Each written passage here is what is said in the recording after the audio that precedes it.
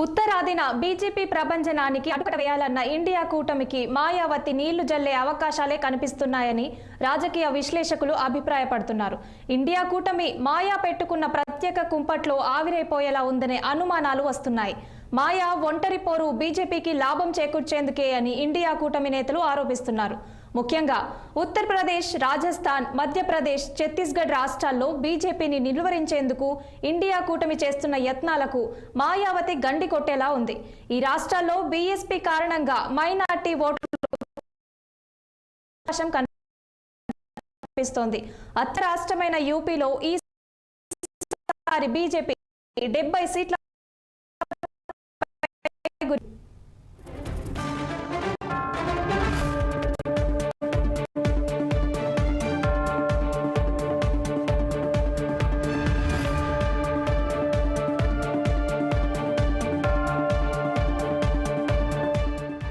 ఇక ఇండియా కూటమి పొత్తులో భాగంగా ఎస్పీ 67 సీట్లలో, కాంగ్రెస్ 13 సీట్లలో పోటీ చేస్తోంది.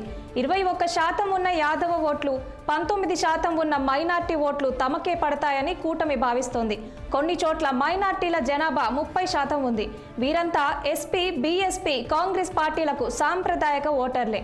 కాంగ్రెస్, ఎస్పీలు కలిసి ఈసారి 11 సీట్లను మైనార్టీలకు కేటాయించగా బీఎస్పీ ఏకంగా 18 సీట్లను కేటాయించింది.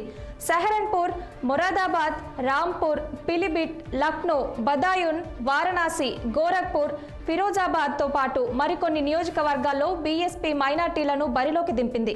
ఈ స్థానాల్లో ఖచ్చితంగా మైనార్టీ ఓట్లు చీలే అవకాశం ఉంది. దీంతో బీజేపీకి లాభం చేకూరుతుందని ఇండియా కూటమి ఆందోళన చెందుతోంది. ఇదిలా ఉంటే తమది జాతీయ పార్టీ అని, తాము జనాభా ప్రతిపాదికనే సీట్లు కేటాయించామని బీఎస్పీ నాయకులు చెబుతున్నారు. బహుజన నేత కాన్షీరామ్ వారసురాలిగా మాయావతికి జనాదరణ ఉంది. 4 సార్లు యూపీకి ముఖ్యమంత్రిగా పనిచేశారు. రాష్ట్రంలో 21% ఉన్న దళితుల్లో సగానికి పైగా మాయావతి వర్గానికి చెందిన జాతవ్లే.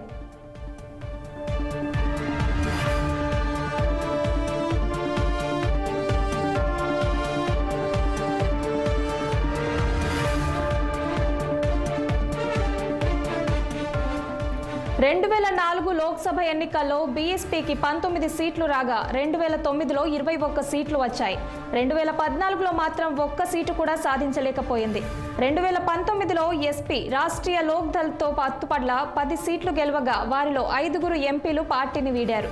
ఇక ఉత్తర భారతంలో బీజేపీ దూకుడు నిలువరిద్దామనుకున్న ఇండియా కూటమికి మాయావతి పెద్ద తలనొప్పిగా మారిందని చెప్పవచ్చు.